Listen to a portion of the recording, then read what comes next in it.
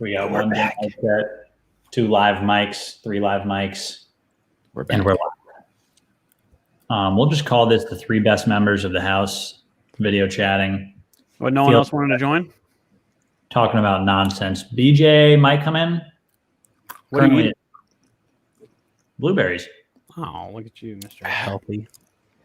Yeah, I went to What are you eating, pistachios? hit up the local Costco. Yeah, Brad, what are you eating? Pistachios. Yeah, sorry. He doesn't answer me. Totally ignored you. I should have labeled this snacking with the house. Yeah, no kidding. All right, we're up to 5 viewers, and that's really all we need. So Darren bowled this weekend. Darren bowled. Indeed. I watched the show. Well, actually, I tuned in. I missed Darren's match. I was pissed. But I tuned in the third match when Chris bowled Wesley. I missed the second match, too. Jesus. So you really didn't watch that much of the show. I only watched the last 2 games, and Chris looked like a monster. And I was thinking, like, man, if he can run that and then beat Ketzel and beat Simonson, that's like really impressive. That's big dog. I'm gonna just post 270. That'd probably be the craziest first show ever. And then Simon was like, "Yeah, I ain't having that." Yeah, it was a good show. I mean, I think that's part of what makes this tournament really cool is the fact that I think every single region had somebody making their first TV show. So it's getting some guys some exposure that may not typically bowl all of the national stops. And it gives them a little airtime. So I think it's pretty cool. I agree. I sat down with a guy Sunday night at Chili's at the bar, and he came from Kansas City. And he's like, man, I just wanted to see what it was like, man. And he goes, I couldn't believe, because he got the bowl next to Frankie, and Frankie went 1,000 over. Yeah. So Frankie put on a clinic, and he got to see that. And he was like, man, this is like one of the coolest experiences ever. Like, there were some really positive experiences coming out of this tournament. Oh, absolutely. Some not so great ones, but mostly positive. Yeah, I mean, even if people like showed up and kind of got whooped, still. That's okay. We all do that. At least you got whooped close to home instead of traveling across the country. You know what I'm saying? That's part, yeah. Sure. That's a small. Depends. You had to be pretty far, Packy. Oh, and you too, Brad. What's that? Distance. Yeah, we were 8 hours. I was like 11. Yeah, we were like, I think we were at 7-ish. So it's kind of far, but we're not going to Vegas for it, at least. So, Chris, you threw that Ordnance C4? I did. What does it do? On 2 or 3 patterns, I believe. Is it weaker than what? It's like in between an IQ and a phase 2, is what I have it as. Oh wow! Yeah, it's like a stronger IQ tour. Nice. I think we can do something in that region.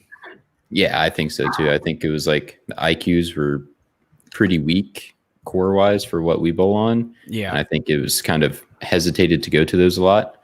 I think this one kind of is like that step down from the phase 2 before you would get to an IQ. I don't know. Are you guys thinking that if we keep bowling at AMF houses and on these HPL lanes that it could be like a completely different PBA tour if we bowled on the patterns that we bowled on for the players? You know what I mean? Like we're gonna be bowling in more AMF houses. Mm-hmm. And Belmo didn't look too good. I mean, I think there's a lot of variables that go into that, but there's just a lot more hook. Listen, like you're gonna have to I don't know. I feel like you got to see the lane a completely different way than what we're been used to like the past couple of years. Do you guys see that or no? Yeah, I could see that. And if Belmo's out there watching, there's a new best bowler in the world. Who's that? I don't know. Hopefully one of us. No, I think join. Feel free. Send me a message. I'll get you in. I think it is going to play differently, obviously, with there just being more friction overall, the lanes being a little bit softer. But I think I'm trying to think how to word it properly. I think it's I think it's more or less just different bowling balls. Honestly, I still think I saw the lane very similarly to how I bowled traditional tour events. And at the same time, I think the strength of each field was quite a bit lower than what we typically have at a national tour event, just because everyone was kind of spread out.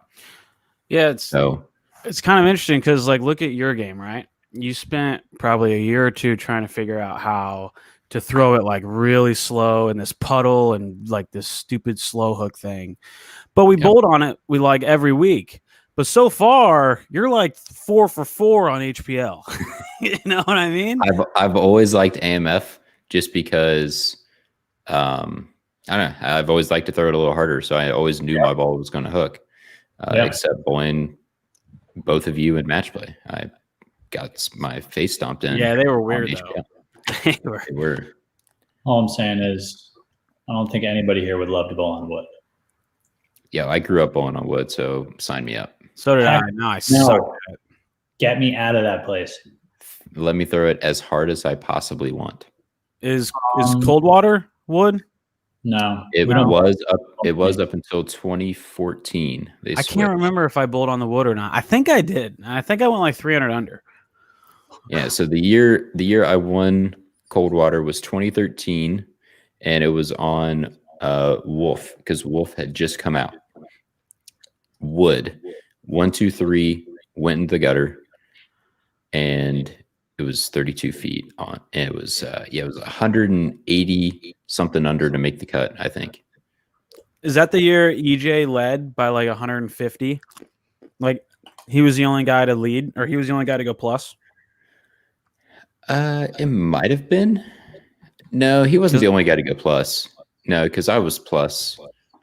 But there was only like 7 or 8 of us. It was Eugene, Brian LeClaire, EJ, and myself were the top 4 in the step ladder.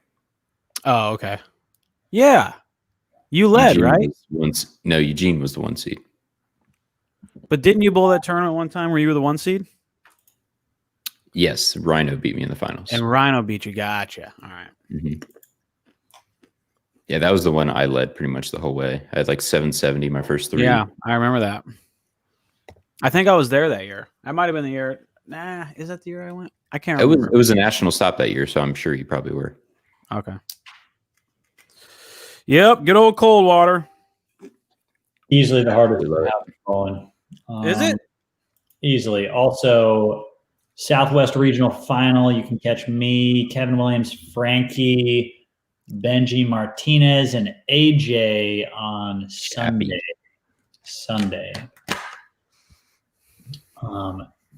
Joshy, the bowler, lefty. It's going good. Bang. It's going good. Fantastic. It's going better when we got some lefties joining us. Question for the boys. Quick one. Very different, but I like the Axiom Pearl better, I think. I think. Brad, Axiom or Axiom Pearl? You got 5 seconds to answer. Axiom. I have yet to have success with the Axiom Pearl. I don't know about that. That's pretty much how I went. Yeah, Axiom. See, the Axiom looked amazing at the World Series last year. I've never seen anything like it. Yeah, it was right when it came out. Well, actually, it may have even been right before it came out. Listen, I saw my guys shoot 899 with the Axiom Pearl just because house shot killer. Yeah, but it's Brent. I mean, it's Brent. I don't think you understand. My man was throwing it up. He was throwing it up 17. I know. Getting the 10 out every time. I don't know how. Brad, saw your video bowling two-handed. How hard do you think it would be to switch? I think it's hard. I mean, I'm not good at it.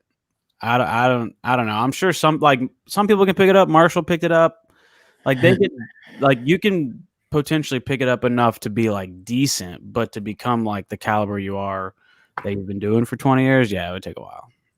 Yeah, I think it just depends how long you've been bowling for. Like if you've been bowling for 20 years and it's not even as long as what skill level you're at right now. If you're a 150 average bowler and you go two-handed, you might even maintain the same average. Whereas if you're like a 230 average bowler, yeah, that's true. Switch, it's going to be a lot harder to get up to that consistent 230, making my spares, coming close on splits. And then when the patterns are not house shots, not having your ball go crazy all the time. All right. I don't know what this means, but yes. Probably should figure out what it means before you say yes. PITW. Whatever it Are is. you Googling it? What are synthetic? We got that one covered. Synthetic for sure. Even Chris thinks so. This, I mean, guys, come on. Please. I did see a bunch of people throw it. It looked okay, but I mean, we're talking about possibly with the greatest ball of all time. Yeah, I mean, I saw a bunch of them at the regional this past weekend, but we saw it in one bowling center, and 3 of the patterns that you could actually throw it on played basically the same. So you can't really determine how good a bowling ball is until you throw it 5 or 6 or even more different places, different patterns, different lengths, all that good stuff. Mm-hmm. So you got to see how actually versatile it is, because any ball at any time could match up and like, oh my God, this ball is the greatest ball of all time. And then you go somewhere else and then it's all of a sudden it's not really that great. So I know, isn't that weird? That happens to me with the IQ Tour. It's like we bowl on the super thick, slow hook, slow wheel, a lot of oil patterns, like in the majors, and it looks terrible. But then we bowl on HPL and it looks pretty good. Like sometimes maybe it can be a little quick, but it actually looks like you can't like get a plaque 10 out with the IQ Tour when they're like super oily and you're slow wheeling it and Belmo's crowbar in your brain. And but then when you go on HPL, it looks pretty good. Strange. Well, yeah, I mean, it's a really weak core, so when there's friction there, it makes it look really good. I know. Guys, I just drilled these Obsessions today. Obsession Tour and the original and the solid one. That solid one, it's crazy because they just put a different cover on it. And that solid one hooks a mile. And the Obsession Tour actually looks like it's going to be money everywhere I go. Something about those tour balls. Something there about may or not be some on TV in the next couple of weeks. I've heard there might be. I have also I got some good information from some people I know, left and right eyeball, that there may be some Obsession tours on the television show. I've heard the same. Do you wash your urethane balls? The only balls I wash. We'll talk about that later.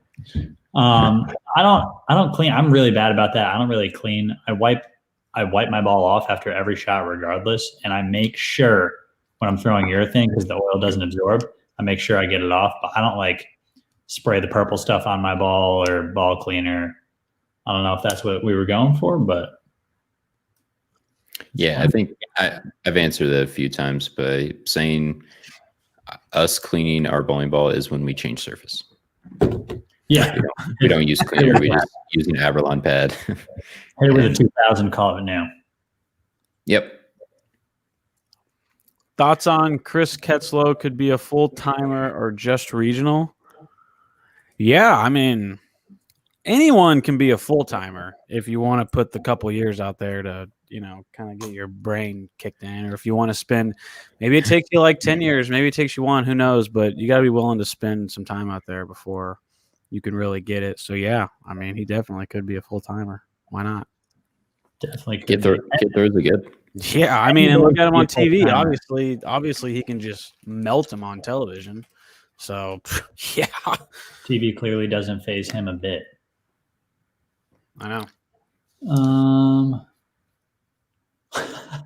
I literally forgot that my name was merged down below. That's funny.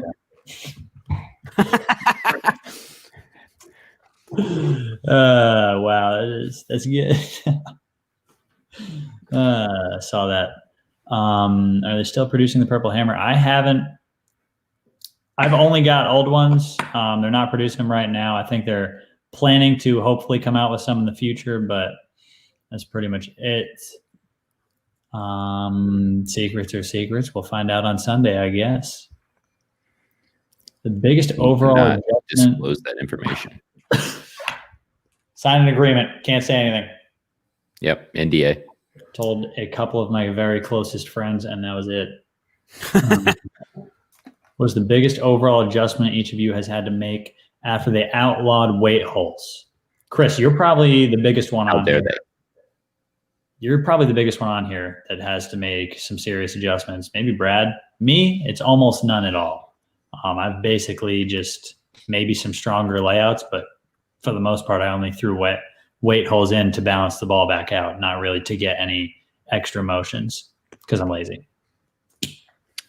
Yeah, it hit me pretty good because, like, I was talking about earlier, my A game's throwing it hard, and putting gigantic weight holes in the ball allowed it to slow down without me having to do it nearly as much. So it was a little bit of a crutch for me. So it kind of coincided and it worked out well that these couple of years I've been working on throwing it a lot slower and hooking it kind of naturally fell into what I needed to do when the no weight hole rule kind of came into play. So I've actually had to put slightly weaker layouts on my stuff because I'm trying to get my ball to shape down lane a bit more. So it was definitely some adjustments, working with ball reps, drilling some balls, testing some layouts. But realistically, it was more to do with my ball speed, trying to make sure that it was under control and not too crazy. Yeah, 100%. I think it's over time you gain the skills where you can almost cancel it out, so it won't really matter too much. Brad, Idle Pro. Idle Pro. Pearl or Idle Pro? If you could pick any of the idols, which one would you pick? That's a great question. Well, the Idle Pearl was like dynamite. I don't know if you throw the Idle Pearl anymore, Chris, but it hasn't seemed to have been as like magnificent as it was there for a minute. But maybe I just have why? What's that? You know why? No, I don't. Because we've come out with about 15 bowling balls since then, and they've all, like, maybe one wasn't that great, but all of them have been pretty good. So I think it's one of those balls. I had the same issue. It kind of gets lost in new bowling balls coming out. And I actually ended up using it towards the end of the block on Shark, and it actually saved my butt. But yeah, I think it's definitely Idle Pearl, but it's one of those things. I think it's just gotten lost in new bowling balls coming out. Yeah, true. Has there been a ball that's like replaced it for you? Like, would you rather go to like another ball than the Idle Pearl? No, yeah, not really. Because I mean, that same spectrum of like trends, phase threes, Idle Pearls, Axiom Pearls, like I still like the Idle Pearl the most out of all those. Yeah, me too. Me too. Fair. Packy, how you drilling your two obsessions? I drilled them both 45 by 4.5 by 45. That's how I drilled them. And I liked them both, but we're only one day into practice. Isn't that like as standard as you can get? It's about as normal as I can get. Trying to make it versatile. I mean, the thing is, when we get all these balls and we can ask for more stuff and we can drill more, I usually try and throw, I'll explain when I didn't do this later, but I try and just throw like the most normal, versatile layout on it as possible. And then I'm like, if I think, oh, I should have drilled that stronger, or that's too early, I need to drill one weaker, I'll just ask for another one. But again, when we come out, like you guys said, we come out with so many balls. If I think one is a little suspect, I probably won't throw it. I've gotten away from drilling 2 or 3 of the same ball when it's like okay. I'll really stick to drilling 2 or 3 of the same ball when I think it's the best ball we make. What is the best ball you make other than the purple urethane? The best ball we make in my eyes right now is the knockout. I think the knockout's like super versatile. And that damn good verge. Haven't had enough time to throw it, but I think it's going to be right next to that best ball we make category. The knockout's just like I can play hard and straight on the house shot, and I have a stronger one that I can move in with and kind of hook it a little bit. But I think the knockout really just fits my game. Doesn't hook a whole lot, but it's a solid cover stock, so it doesn't like go crazy down lane. It's pretty smooth. I think that one looks very good. The knockout, I think it looks super.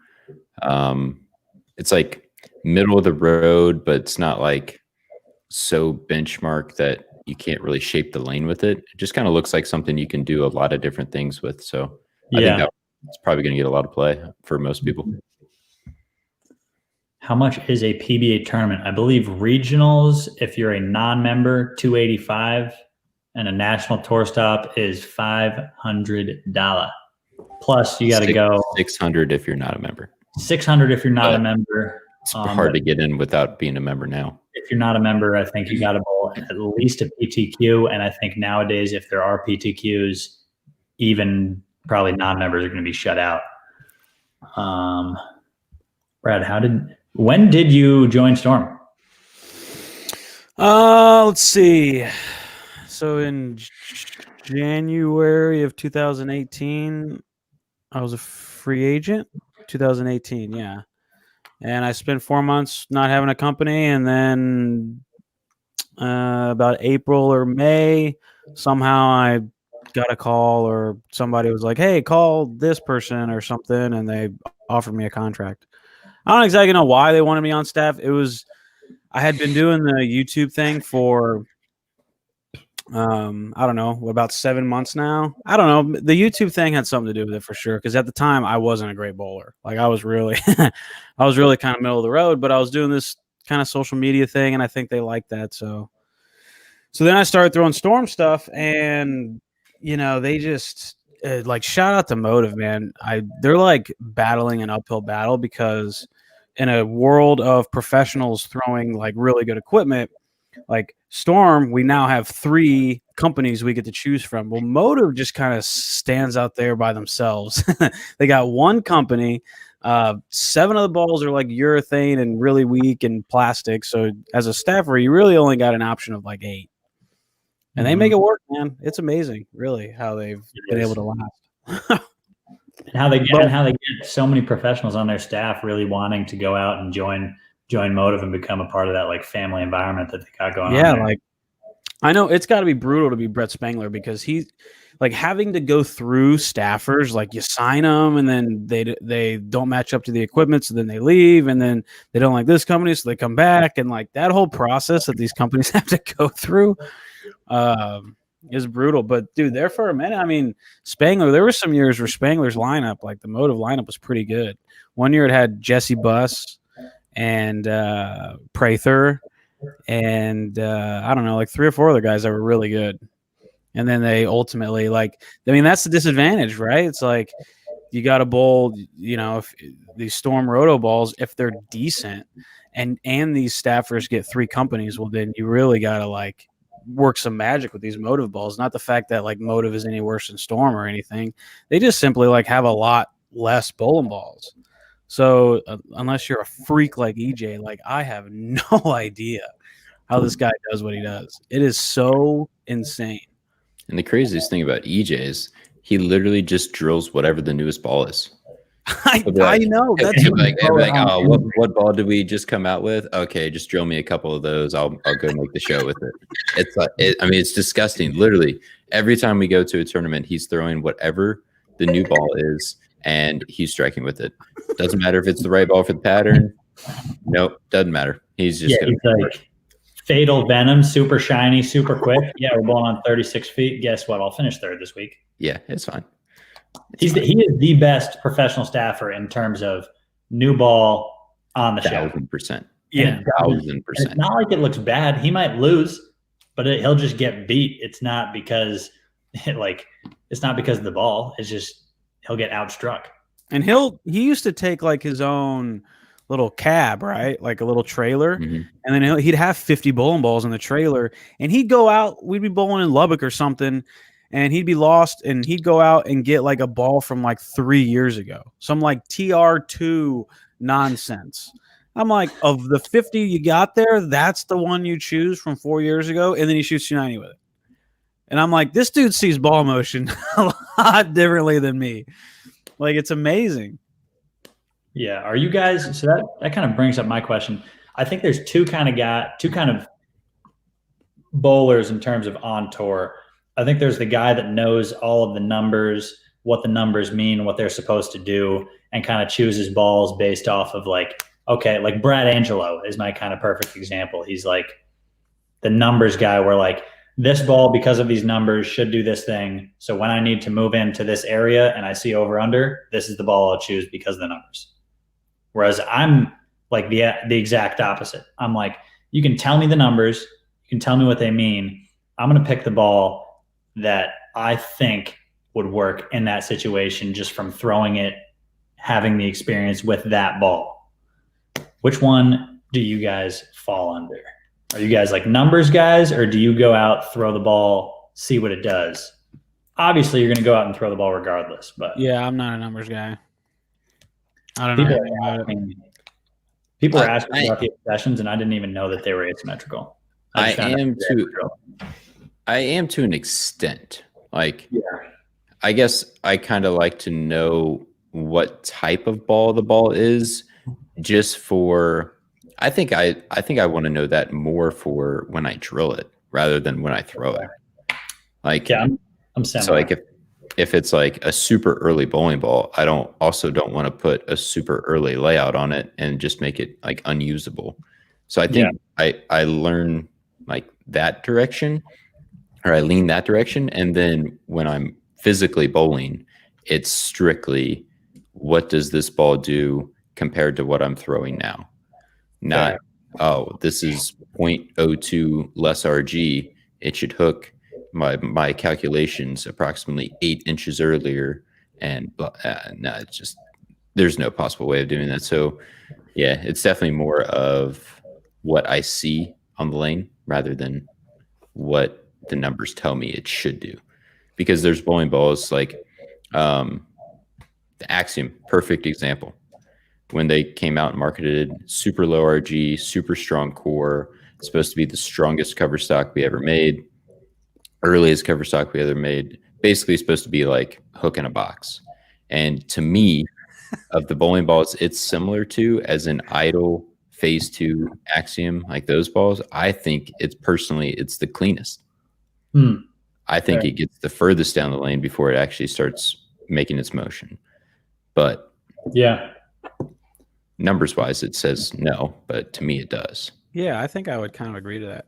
There was one time I was bowling a super regional in Tinley Park, Illinois, and we bowled on like some 45-foot pattern, and it hooked a lot.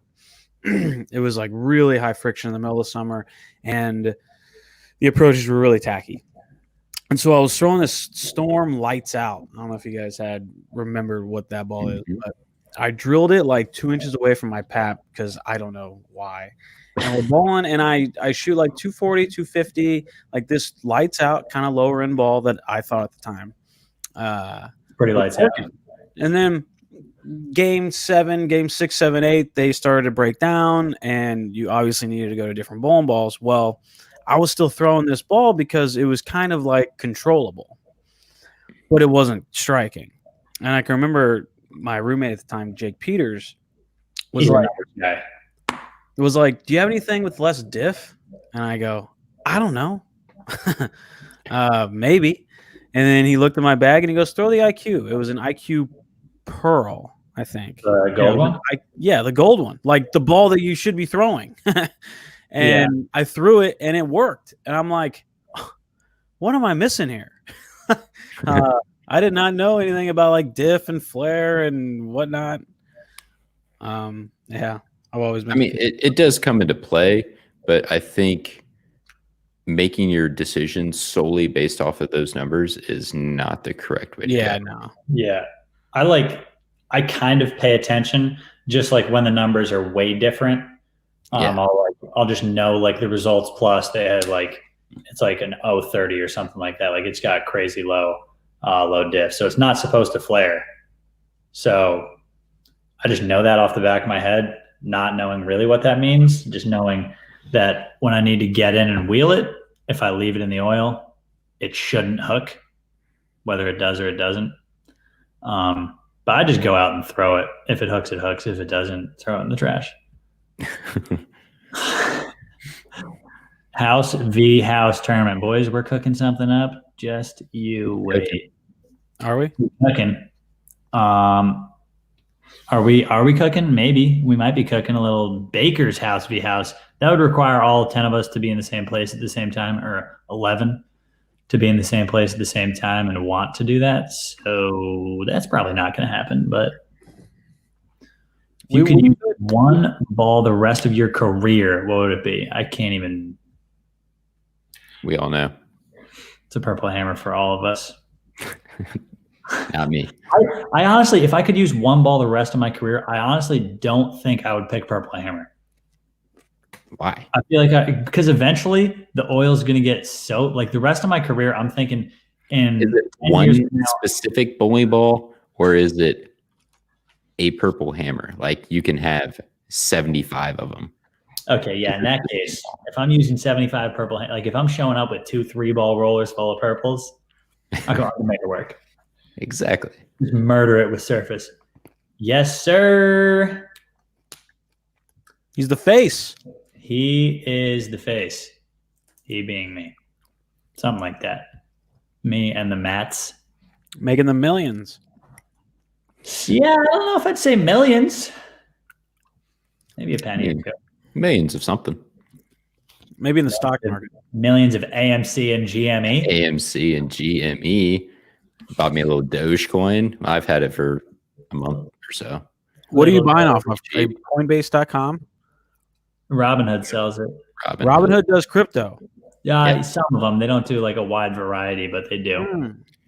Yeah, only a couple. Oh, man, taking a hit since we've gone live. I need to get Eric, we got you. Yeah, it's down, I believe, a sixth of a cent. Or 0.06. 0.006. What is the youngest you can be? You can be as young as you want. You just have to have the right requirement, I believe. Yeah, just the issue becomes when you want to bowl college or continue to bowl youth events that it basically, once you cash at PBA, you are no longer eligible for that until I think it's like you have a 5-year hiatus after you drop your card. I would highly suggest you wait until you make a college decision at least. Agree. Whether you want to bowl in college or not, I would at least give yourself the opportunity to go and do that if you want. Trey Ford went out when he was like 12. He went out. But I think he planned on not going to college straight up. I could be wrong. He's homeschooled? Yes. Okay. I thought he was homeschooled, so it kind of makes a little bit more sense, I guess. But he actually bowled pretty good. He finished 6th in our region, the Southwest region. Yeah, he came close. He came close. Or no, I guess Kyle came 6th. He got 7th. What do you guys do? First off, Brunswick doesn't make a purple urethane yet, at least. So there is no difference. Chris, wink if you made the final show. Guys, we can't do it. Can't do it. Can't blink. Can't blink. Can't blink at all. Rest of the show, no blinking. You guys like short pin buffers? No. I am a large fan of drilling stuff close to my axis. I don't know if that's any of what that means. I know the buffer system is the same. No, the buffer is actually not. I completely read that wrong. I just saw inch pins and 1 to 0, and I said, no, I don't like it because I don't like balls close to my axis. But short pin buffers, yes, I do. I do like those. I don't know what that means. What does that mean in terms of layouts? Basically, it's closer to your vertical axis line. So for you, it would be pins further left. Further left. Yeah, we like that. Basically, it makes them quicker. Yeah, we don't like that. We hate that. We don't like that. Pin further right for me. Yeah. Packy, no like two shaped lane on tour. I like to throw it not even hard and straight, just medium speed and straight. That's the problem. I wish they'd come out. I wish they'd come out with, or wish we'd bowl on 50 feet again. The old TOC? Yeah. That way Packy can do what Couch did. Just win like 3 back-to-back. Just in right. Face. Give him the big wheel. When will High Five sell? Why are you guys asking me questions? I'm not nearly good enough for High Five to sell my shirts, but you can contact them and they will have hopefully a replica. They should. They have all of our designs on file. Well, one year they actually had like all of like everyone's and from like the top 60 on the website. And they should have it in their files. I just don't know if it'll be like on the website, so you can buy it. Yeah, you can probably email them. Who's Ewok? I don't know what that means. Ewok. Twitch guy. Ewok. Okay. Twitch. What is the coolest brand logo? Deviate, duh. I don't know. I guess I haven't even really paid it. Like, I know what they are, but haven't like thought about it. It's not Brunswick. I don't think Brunswick's the coolest. I think it's like old school, classiest. Like it looks. The crown. Yeah, I mean the crown's iconic, just because it's been around forever. Since the beginning. Yeah. So I mean, Brunswick used to dominate. Yeah, I mean, they dominate obviously, the ball. Obviously, being biased. I mean, I don't know. Honestly, I like Roto. Like, I just like the star. I think the star's sweet. I think the star's sweet too. I don't like. I'm not a fan of the 900 global logo. It's just like, man. Yeah, I feel about Columbia 300. It's like, Well, I think the issue is I like the old EBI logo. I like that one, but I don't know. I think it's more branding rather than just the logo. Like the logo's like okay, but if there's like something to go with the logo, that's when it starts becoming like that's what I think global makes up for it. Like it's like 900 global like logo, but then you got like the world theme and like stuff like that behind it makes it a little better, cooler you would say.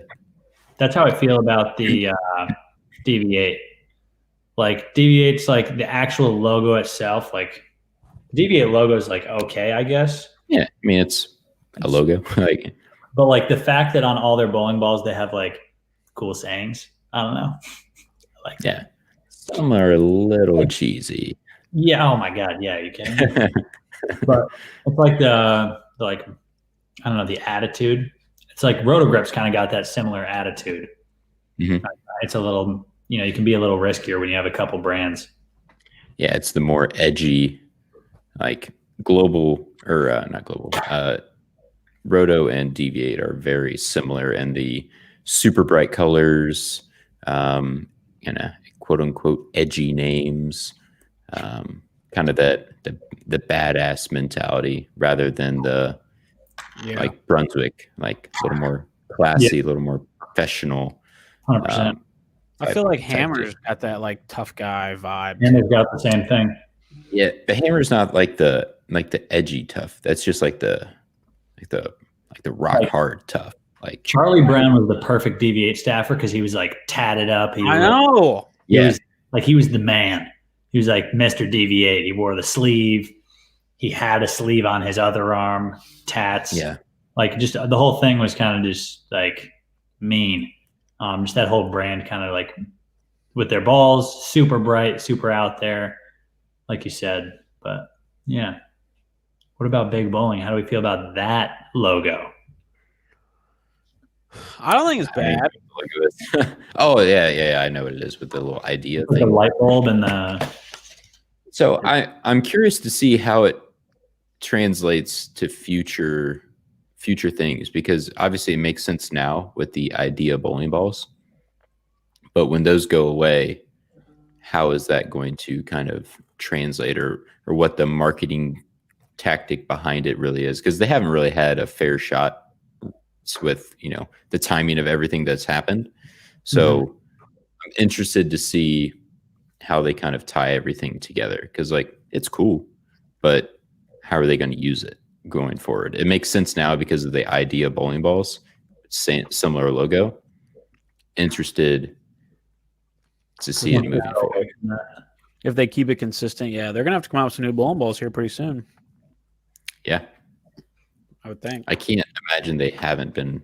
Same with Brunswick. Gonna have to start coming out with some new stuff again. 2 weeks. Drilled $3. I was on a call with Mike Dole last night, and he said new ball Thursday, and I was like, "What's that?" And he goes, "Every Thursday we come out with a ball." And I was like, "You're kidding?" And he goes, "No, every Thursday we promote a different new ball, sometimes two." It's absurd. When you have 7 companies, you can do that. Yeah, I mean, I was talking to him when he bowled in Columbus in December, and he was like, I straight up told him, I was like, you guys are coming out with way too many bowling balls. I was like, we can't get the bowling balls and promote them before you guys are announcing other new bowling balls. I was like, it's just impossible to keep up with. He's like, well, we have 7 brands. I was like, I just think the issue is you're trying to push. I think you're trying to push all of them at the same time. Like, have a release of hammer balls, and then have a release of Columbia, and then have a release of Deviate. And so then 6 months from now, when you release another batch of hammer balls, it's not killing the other hammer balls that just came out. Yeah. And that's just my, obviously I don't work for the company, but that to me, that makes sense. And from seeing and hearing like what league bowlers, like some guys still don't associate like Hammer being a Brunswick brand, or even Deviate or Radical being a Brunswick brand.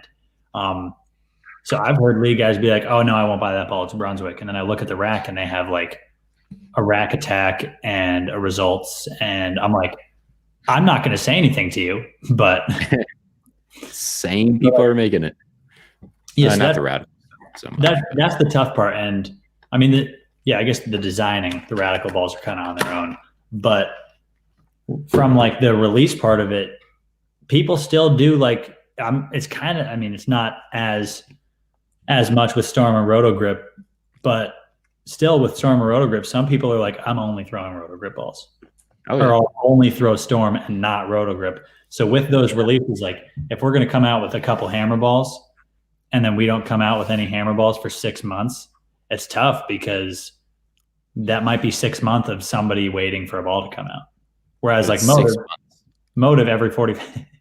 Yeah, I mean, I guess you're right. 6 months. So we come out with 2 bowling balls. Like Motive comes out with a ball every 45 days, and those Motive guys are religious to their brand. Dude, they have a cult following. Those guys buy every single ball, every ball. Crazy. It is. All right, Colin, I got a question for you. This isn't really a question, but me and my buds bowl in tourneys on Roblox for fun. We have a little group based off the house. Y'all have been a big inspiration for us. If you were to compare yourself to one of the house members, who would it be? Colin. Just you. What's Roblox? It's a game. It's like, isn't it kind of like Minecraft-ish? Yes, it is a Minecraft-ish kind of game.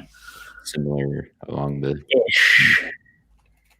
same concept. What's the ugliest ball you've thrown? Ugliest. This High Road Max coming up. I didn't want to say it. I honestly haven't seen it in person, so it's not ugly. It's just like really bright green. I think to this day, ooh, man, I don't know. Like the Toxic, remember the Hammer Toxic? It's the same super lime green. It pops in my head, but like, I don't know. I kind of liked it. Yeah, for me, it's definitely the Poison. That Poison was like blinding neon yellow. And I thought it was a cool color, But the problem is once I threw it and it started getting dirty, it became like a blackish yellow. Like that's what's going to happen with the high road. Like once you get to throw it, if you throw it at a center that like doesn't clean the Pindex, doesn't clean the curtain very often, like it'll just become like a green ball with black spots all over it. And for me, I was like, oh man, there's all these black spots in my track. It happens on every ball. You just don't see it. That's kind of the issue with when that white quantum came out too. Such a cool ball. We love it. Yeah, it looks amazing until you throw it. And they would, I mean, people would come back and get it cleaned, and it looks disgusting, but it looks sick when we return it to them. Yeah, balls like that. So, I mean, that's been a lot of Motive strategy is, you know, they've come out with some balls that weren't very good, but they've been bright and they sell. Like it's shelf move. We sold a thrill or a fatal venom today, and guy was looking around asking about certain bowling balls. He was like, man, this one looks sick. He's like, I want this one. That's what people are going to do the high road match. And yeah, I mean, that's the thing. Like we all want like black, dark blue, dark purple, like you can't see anything bowling balls. And like, and then you sit them up on a shelf of bowling balls and everyone walks right past it. I know. Yeah, greatest ball of all time. Nah, I'm going to take the lime green one that might not strike nearly as much. Yeah, it'll strike half as time, but it'll look cooler doing it. I'd rather have 220 with a sick looking ball than 230 or 240 with a ball that looks bad. Did you guys ever hear about like the old AMF staffers? Particularly, like I remember Brian Voss was on a show one time, and someone told me like the AMF black bowling ball, they would just make a black bowling ball, but they would make it whatever you wanted, like core wise and whatnot. It was like a specifically custom ball to the way you want, but it looked black. You couldn't tell. You couldn't tell what bowling ball was. I heard that happen, which is kind of cool if it actually happened. I used to hear that about other guys, not necessarily Voss, but I used to hear that Storm would like mess with a core or a cover to like try and help it. Like I heard Wes had some gold IQs with like Marvel cores. Dude, that would be wild if companies actually did that. So I know for a fact that happened in like the 90s. Like I don't know how long it lasted because I know once the PBA found out about it, they shut it down because obviously it's like false advertising. But I'm pretty sure almost every company was doing it.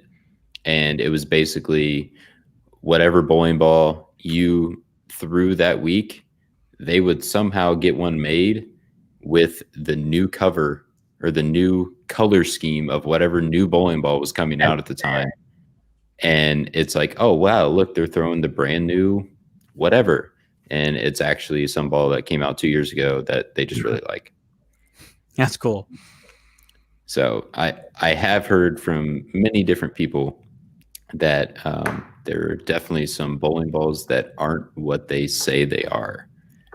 But I don't think that's a thing anymore. I highly doubt that's a thing anymore. There's way nowadays with 3 million bowling balls that each company has. Yeah. I mean, we're always throwing one that's recent and still available for sale, you know? Pretty much.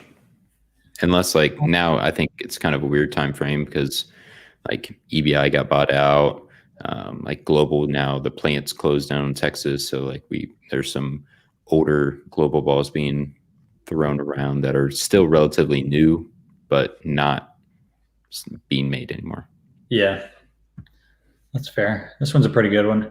How much do each of you spend on spare practice once you've got it down, or is it maintenance, or is it like a grind of I'm always doing it? I really don't practice it. There's times where I'm off on my spares, but all right, that's fun. Peace.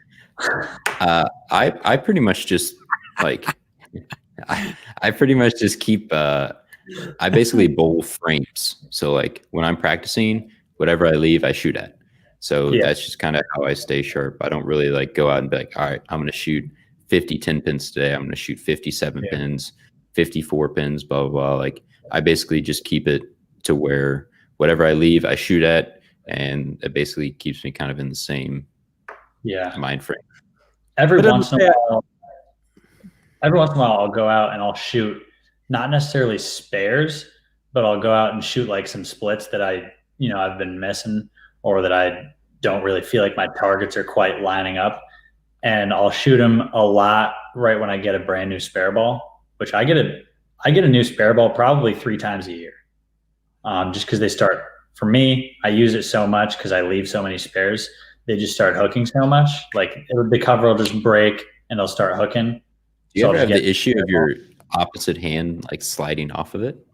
Yeah, you just buy a new ball. No, but I'm saying I just didn't know if you had that issue, because I really wipe my ball down, and I rarely use rosin. But when that starts to happen, I'll rosin up. It happens on super slimy balls and really chalky balls. Like today, I was throwing the Obsession Solid, and I had to get like a wet rag to like keep dabbing my hand on because my hand was dry, and the ball was like absolute fresh surface, fresh cover, so I couldn't hold on to it. Winter months with urethane, terrible. So bad because they're freezing and you can't hold them. Yeah, but that, and like I noticed it big time with like when we were practicing in Jupiter, like the blue oil. I think that is like thicker and it is slimy, like super, super slimy. So yeah, I had that issue a little bit. Yeah, like at Snowman doubles when we bowled, there's so much oil in the lane. It was like scraping my ball down with a squeegee. I'd spend a minute wiping my ball off before I was ready to actually throw it, just because I didn't want to drop it. That's how I feel when I throw urethane. I got to sit there and wipe it off for an hour. Brad, you have your thumb in it. Don't even complain. But no, urethane is, if you don't wipe down a urethane ball, that thing does go noticeably straighter. If you bowl 6 games with urethane, it's like bowling 12, because you were like really trying to get that thing dry. Yeah. Yo, Reynolds, what's up, man? Shout out Reynolds. I mean, Reynolds got some seriously good picks. An absolute unit behind the camera. I know. Yeah, he fires off 10,000 photos every show, and all of these PBA guys posing for the camera. You guys see pictures of those guys that they post on their social medias. It's most likely shot by him. Yep. And if we had some free time, we were about to go fishing down there, but we didn't. So maybe a couple weeks from now, back down there. Need some more free time. Don't throw it with your back. Try and use your legs a little more. It's basically my. Yeah, I don't think you should throw your back out. I think if you're going to throw your back out, you might as well just stay one-handed. If you're like really worried about it. Maybe he's always been two-handed. Possibly, but I would imagine. I think it sounds like like what Becky said. You're definitely using too much of your upper body to throw it, not enough of your lower body. Maybe a lot of spine tilt. We give lessons. Yeah. DM us. Slide into the Facebook direct message, and I'm sure we will reply.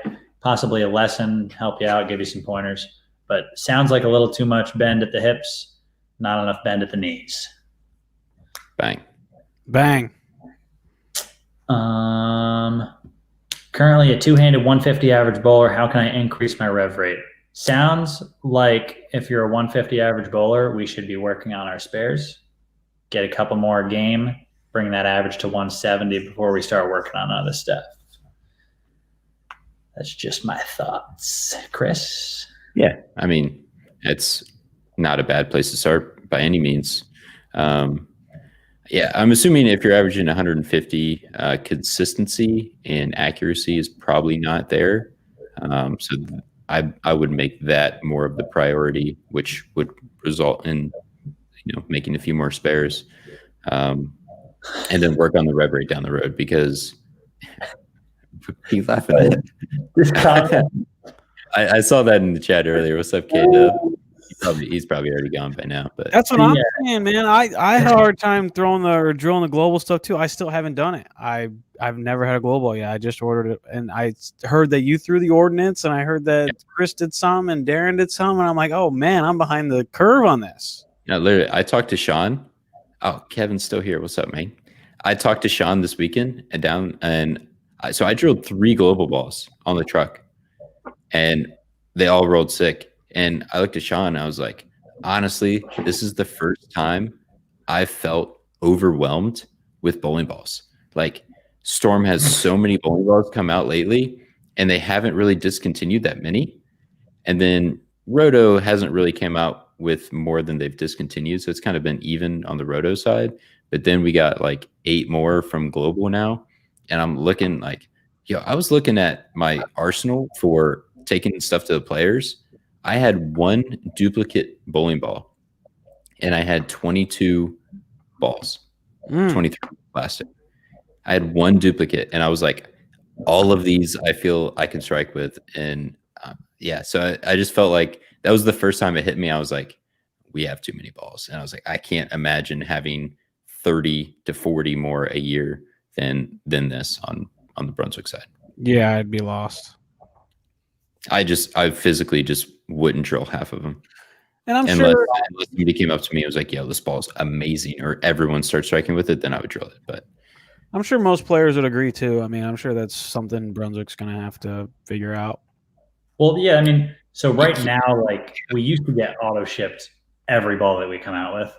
And now, we've probably, each bowler gets probably 3 brands that they get auto shipped. And then if they want another ball, they can just ask.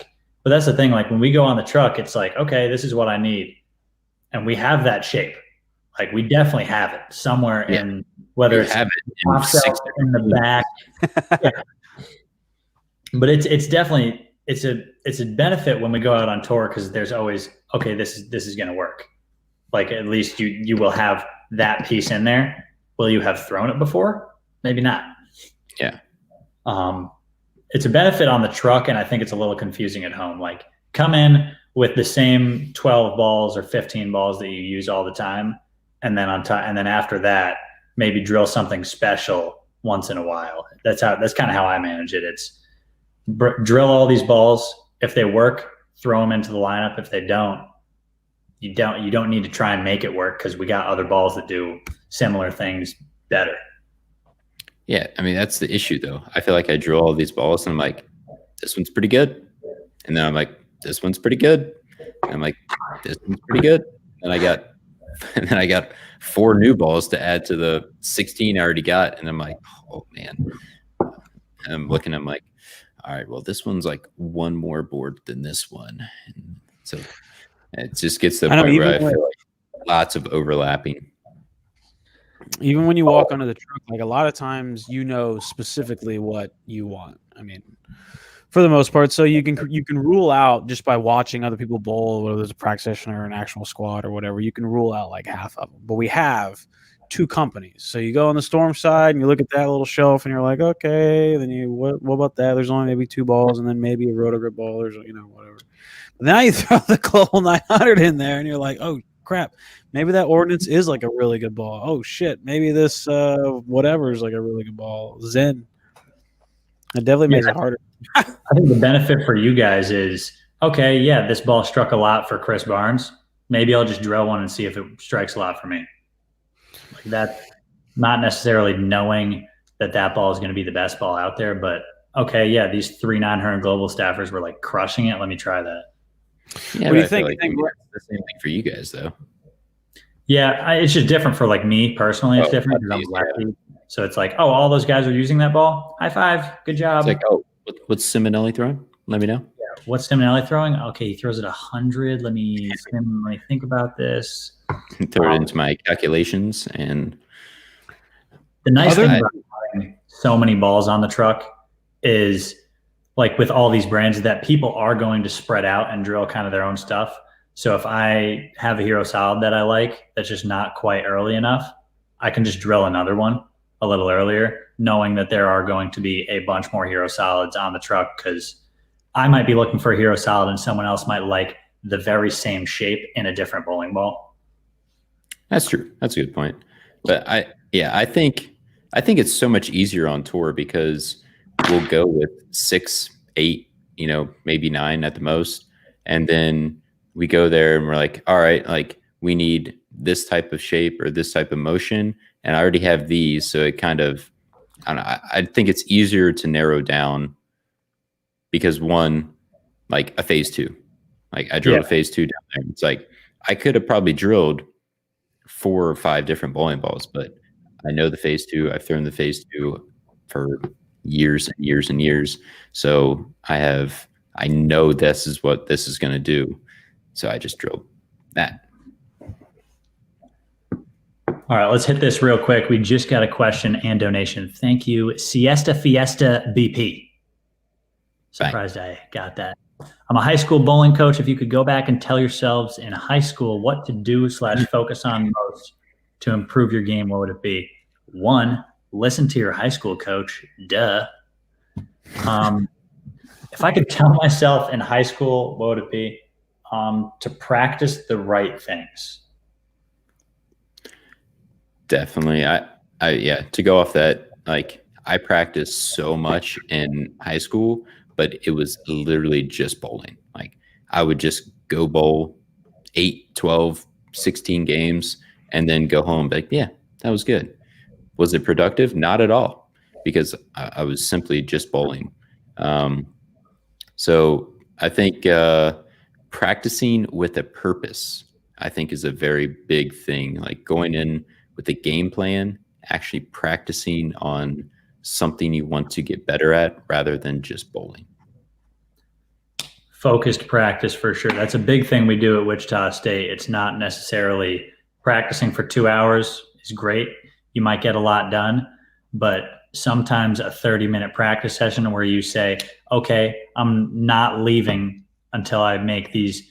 I'm making 5, 10 pins in a row and I'm not leaving. Another big thing for me, if you want to go bowl in college, shooting spares is the biggest way to bowl your way onto a college team because they're never easy. You got to shoot spares. But focus practice, 30 minutes of quality practice outweighs 3 hours of just throwing shots for fun. Yeah, I agree. Yep. Brad, what do you think? You got anything specific? For me, it would be, and I don't really necessarily know how to work on it, but it would be my mental game. But there's something about like being a really good bowler and then also not taking the highs too high and the lows too low. Like there's something about being able to just stay in this zone. Like, for example, Frankie this past weekend at the Players. Like, and you just watch Frankie bowl, but he's very meticulous about every move he makes. Like his bags are in the exact same spot. Like he is so stuck in his process as he bowls that it helps him. Yeah, he fries out and whatnot, but he's like really in his process. So the thing is about Frankie specifically, he is that way. If you went into his apartment, his desk is like the notebooks are square to the corners. Yeah. They're not crooked. His computer's the same way. Like everything about him is like that. But I would agree. He stays in this like level of I never get too angry and I never get too excited. And I do think, especially with high school bowlers, that happens a lot just because they're not quite as mature. They don't think about, if I get super hyped, maybe my next shot won't be as good. Yeah, and it's harder in a team environment too, because you have 4 other guys or 7 other guys getting even more excited for you. So then it's like you get excited, they're getting excited, so it makes you even more excited. And if you got, like, say if it's a Baker game and you're in the 10th frame and you got to throw another shot right after it, like to be able to actually get your body back in control to be able to execute another shot, almost impossible. So that's a big thing.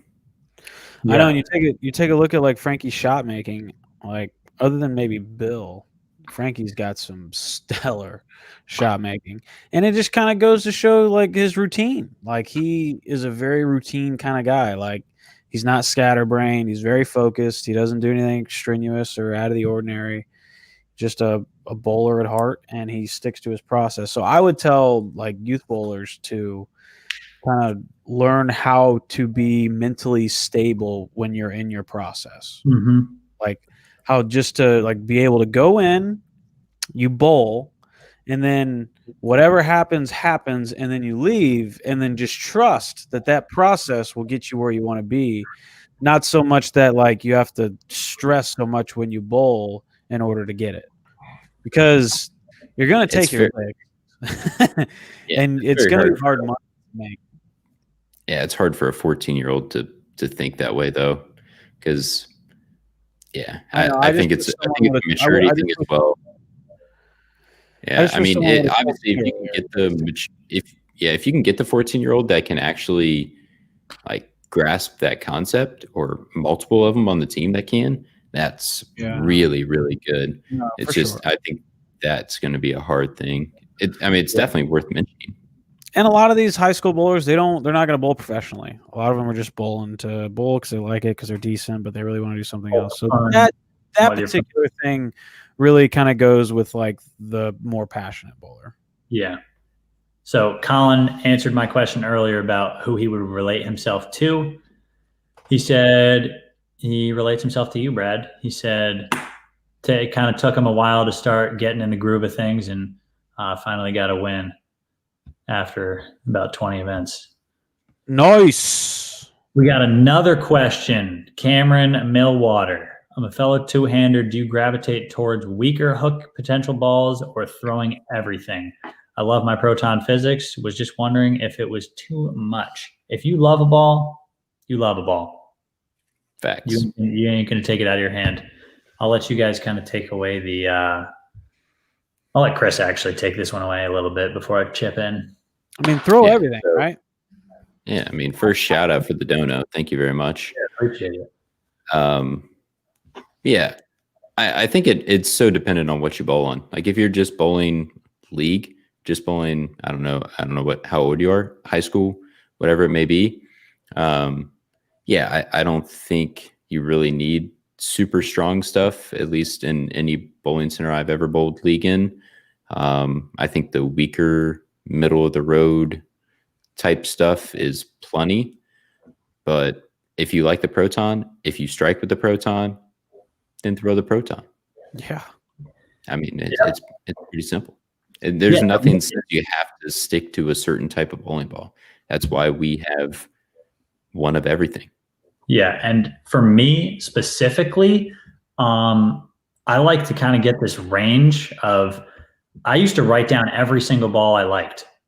I would write down every single ball I liked, especially with someone, I'm assuming you might not be on staff, might be. Even if you're on staff or you're looking for storm/roto balls only, and you're like, oh, I like the proton, I like this, maybe you'll see a trend before you make your next trend. Maybe you'll see a trend before you make your next purchase of like, oh, I really like the solid balls, and those pearl balls I kind of really struggle with. So you might end up saving yourself some money down the road just from, doing a little research before. But I drill everything. I've mentioned that a lot of times in the pro shop, actually. So talking about people, like they come in and look at a wall of 60 some bowling balls, and they're like, oh my, like, how do I ever make a choice? And it's like, well, what balls do you have? What balls do you like? What balls have you had that you liked? And then it's like, oh, all right, well, it seems like you like these types of balls. So let me point out 3 or 4 that fits into that category.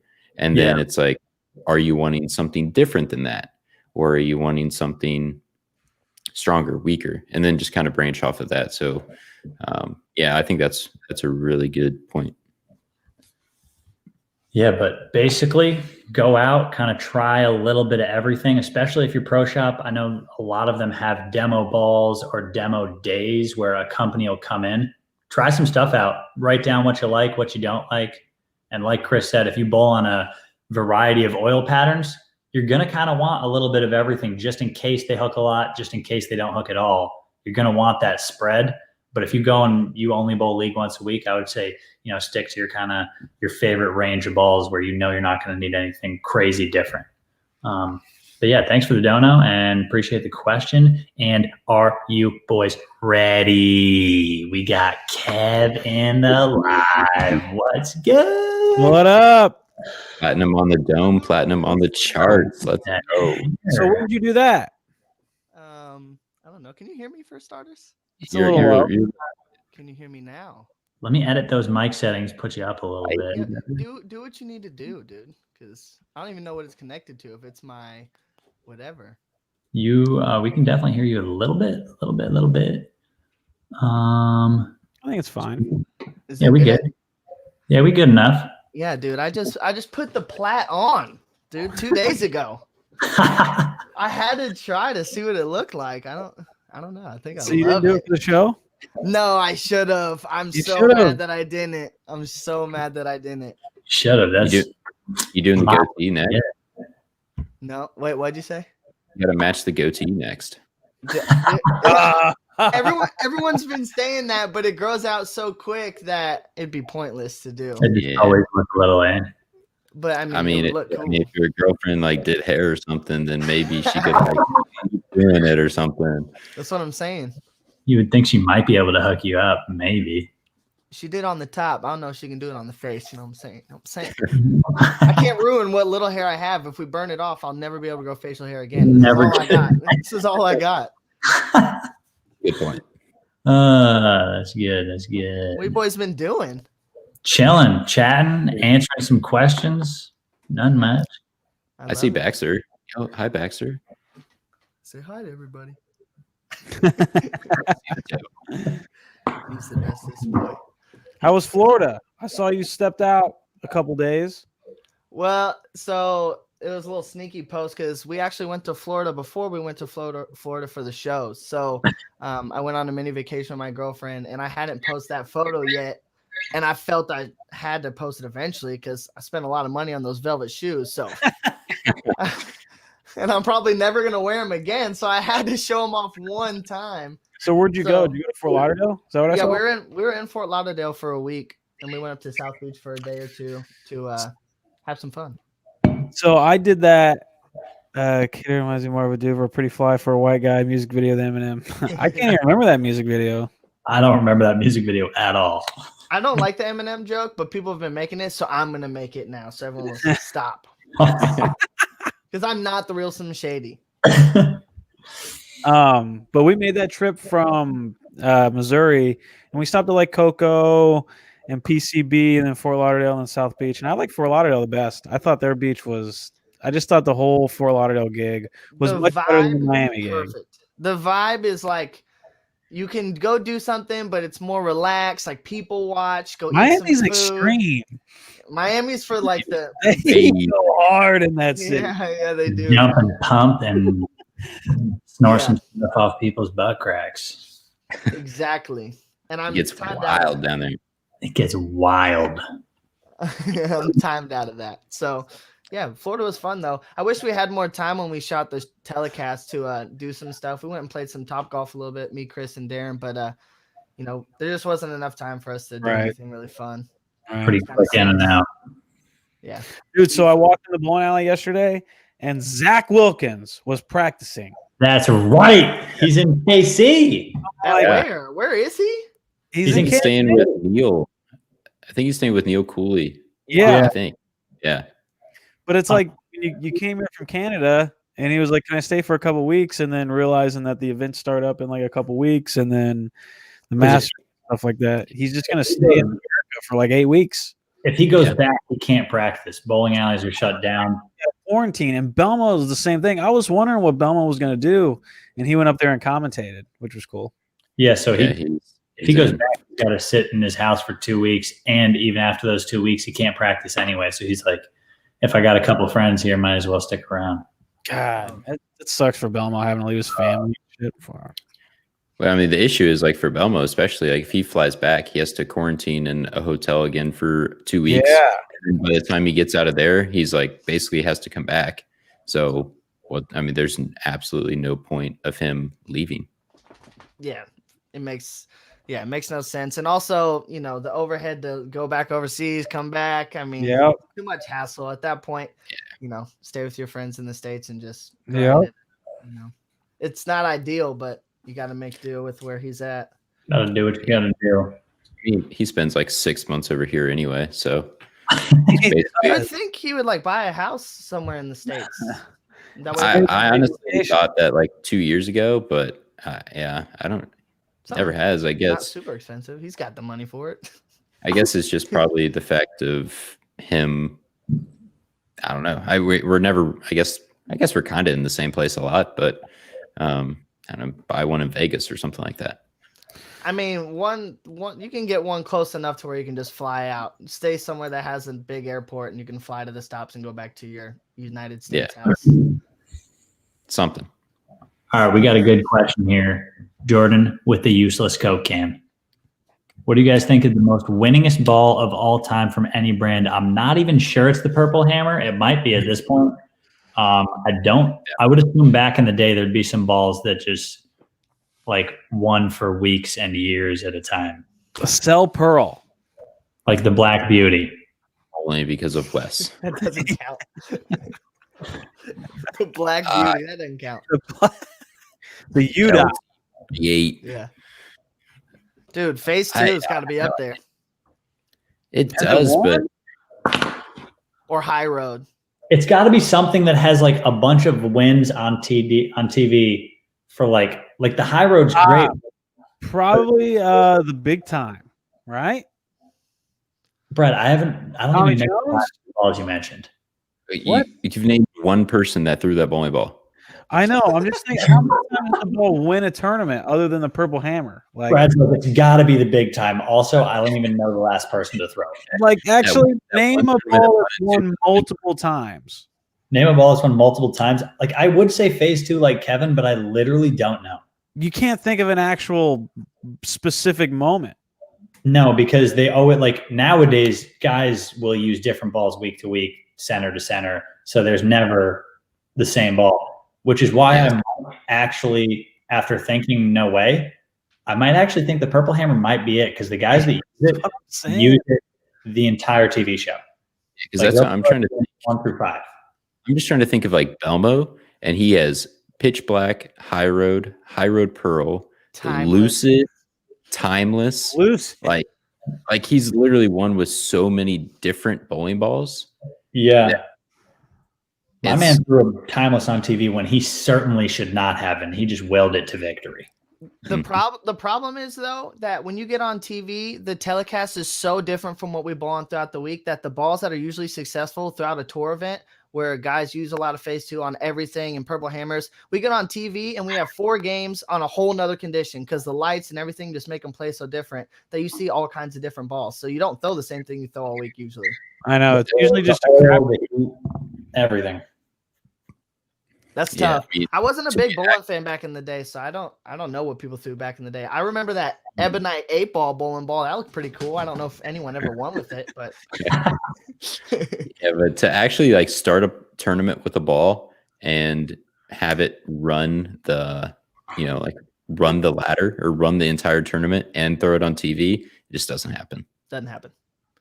Unless it's dead wall. I mean, yeah, but even then it's like you run them so many different times, like even throughout the week, they're going to play different. And then you get on TV and then they're way different.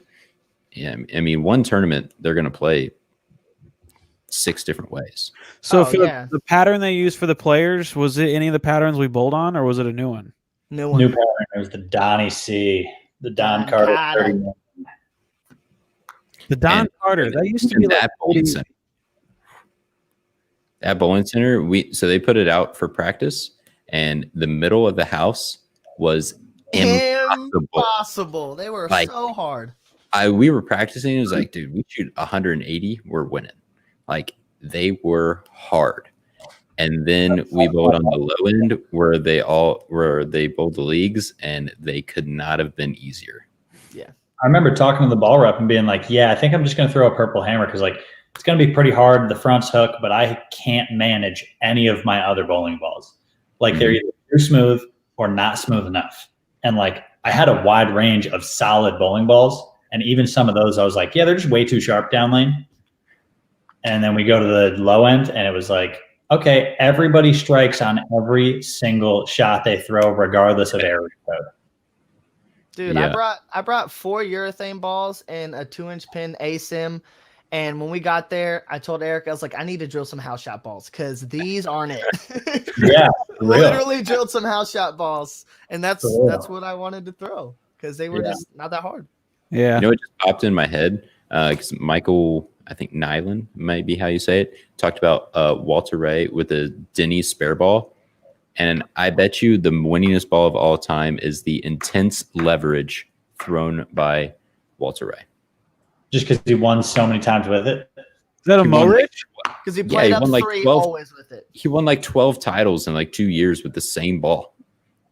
I'm actually curious. What is the Like, most winning? It literally got to the point where it was Brad, like get to doing the stats, dude. I don't Get know to how. watching how get to can you do watching that? every show. McNeil's got to know. Contact Matt McNeil. He'll tell us. Yeah, for sure. Actually, I will text Matt McNeil right. Like He will somebody's actually got to have a know. list. I don't He'll know have a how list. to.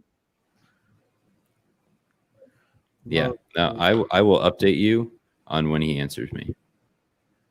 Yeah, that was a really good question because. Oh, am I frozen? I'm definitely frozen, 100%. No, I think Kevin's frozen. Kevin's frozen. But yeah, I mean that's a tough one because we don't really know. I don't And know how. we see the balls that those guys use all week, every game, and such like that. But we don't necessarily know so and so won the title with this ball. Especially nowadays when you have 6 options on the TV pair. I know that's the thing. It's like you go into the TV pair and you have like 3 shots a lane, and you take 4 balls up there. You're like, all right, I'm trying everything. Yes, sir. How many guys on tour do you think make a decent living? All right, this is a tough one. This is where I'm just going to be I'm going to be pretty honest. You guys can do what you want. But Where'd Kevin go? On tour, do you think make a decent living just bowling, top 10 in earnings, more? Do you think prize fund will continue to increase in years to come? I hope the prize funds continue to increase and continue to go the way they're going because that's only, I finished, can't even say, but like the top, what was it? The top, even if you were the first out within your region, you still got $4,000, which technically in the overall tournament would put you at 26th, tied for 26th. 26th through 30th. Yeah. If you think about tied for 26th, getting $4,000, that's great. That ain't bad. I wish that was in 26th through 31st place gets $4,000. If we got that at every tournament, how many guys do I think make a decent living just bowling? I don't think a lot of guys just bowl. That's what I'll say. Not many. Yeah. Top 10 for sure make a decent living. Belmo, just like Belmo has his hand in so many different other things that it's EJ has his hand in so many different other things. Simo has his hand in so many different other things. Like there's really not too many that physically just bowl. Yeah, so like, I'll say there's a few, but not many. Like Rash, I'd say Dom, but Bill, even like Tommy. Jack, I'd love to see you reach back out. And do you mean just bowling, like strictly if we didn't get sponsored? Yeah. We didn't do anything like that? I think it's physical prize funds is what he's talking about. In terms of sponsorships and just bowling, like my first year on tour, I made almost no money, but I also made a decent chunk keeping myself alive in weekend amateur tournaments, stuff like that. So that technically in my mind counts as just bowling. Yeah. Sure. If I can go and spend $20,000, let's say $15,000 on tour bowling, I get about 10 of that back. So I'm down $5,000. And then I go and make 20,000 on these outside tournaments. I'm technically up 15. And I also do coaching and stuff like that. But that was my first year essentially where I might have lost money on tour, but I go and bowl all these smaller events. But also the same thing, he's saying a decent living is $15,000 a year, decent living. Well, that's what I'm saying. I was like 60 something in points, 70th in points as my first year. Last year I would call a decent living, and it depends where you live. Brad, myself, I don't know how expensive it is where you live, but I think the median, I looked it up the other day because my buddy was asking, the median household income in the city of Wichita is $51,000. So technically, if I can get to 26, that's like a normal lifestyle. Yeah, it's just.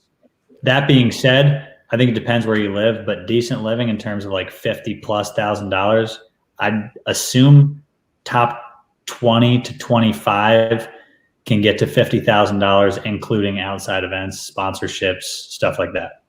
Yeah, and you're also spending 20 to 30 traveling every year, depending on where you go and whatnot. So I'm assuming those guys can earn profit probably 30 to 40.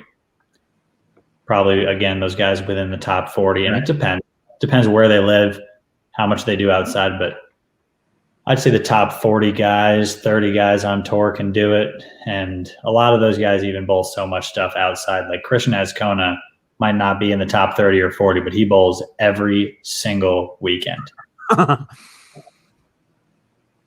if you can make $1,000 a weekend, every once in a while make a couple thousand, hard to not go. Let's see if we got anything else. I'm backlogged on questions, a million. Still waiting on the update from back. Still waiting on the update. Brad Miller finished 10th with 71K. That's definitely decent. That's definitely a good living right there. Probably spent like 15,000 expenses. Yeah, spent like 15. Sponsorships probably bring you up again, but again, you got to take in the good years as much as you take in. Brad might finish 10th last year, and this year might finish 20th, and next year might finish 5th. Who knows? Yeah, that's the thing. Like, it's not every year. Are you gonna like whack them? Probably not. But the years you do, you just kind of save your money and put it in the bank account, or just buy it on GameStop and see where it buy GameStop. No kidding. You just fire in on GameStop and see where it goes. See what happens. Or just put it all on Dogecoin. That's what I'm saying. Walter made like 300,000 one year. Yeah, I mean, there's been multiple people that have made that kind of money. Like Belmo's done it a couple times. I think Tommy did it one year, or got crose to it. Prather went Prather made it 1-month stretch where it was like 400K. Yeah, he made a ton. Simo's made a ton. I think Butters made a lot one year. Yeah. So I mean, there's definitely been. I think Parker may have even had a year that was really good. There's definitely another McNeil question. Who has the most earnings in a single season? Does anybody know? Yeah, I mean, it's probably close to Walter because he won like 7 or 8 times in 1 year. Like big events too. Yeah, so I mean, it was like several hundred thousands. But then you got to think like Mika the 1 year won 250K off top. So I mean, what else did he do the rest of that year? Okay. Like that's the crazy thing. This year, someone's going to win 250K, and that's going to be like a life changer. Not like a life changer, but if it's a first time winner, or if it's somebody who it could be a guy like any of us who are struggling or finding your way on tour, no titles, and then all of a sudden, boom, man, you find yourself with a major title and 250,000. That'd be quite the prize. Like Ketzlow had it. Yeah, there's so many guys that made it to the show that hadn't made a show or hadn't won any titles. He was one on every show. I think there was a new TV fresh face, first time TV appearance on every single show. It's pretty cool. Michael Nyland. It ain't an easy living. It's not. What do you guys think the hardest part about bowling is? Like, what do you think the hardest part about bowling on tour is? Like trying to make money doing it, or is it beating the best bowlers in the world every single week? Yeah. I mean, it's literally like it's hard to describe how good everyone is on tour without constantly bowling against him. Because like even going to watch him, you're like, wow, like these guys are really good, or like, wow, look at this. But until you're physically bowling on the same thing that they're bowling on, and you start hitting those bumps where you're shooting 190 for a couple games in a row, like, man, I just can't figure it out. And you look a couple pair down and Belmo's shooting 260 for the 5th game in a row. You're like, dude, like, what am I missing? Like there's something different that I'm not seeing that he's seeing, or obviously he's repeating shots insanely well. But yeah, I think it's just truly imagining how good everyone really is, or the top level guys really are. Yeah, it was crazy going out here. I completely expected that to be the case. I expected to go out, get my ass kicked every single game, and it happened. That's exactly what happened. I came out, wow, these guys are absolutely amazing, and this is what I thought it would be. It's crazy. The first tournament I bowled, I made the cut, and then it was like months without doing it again. Isn't it silly?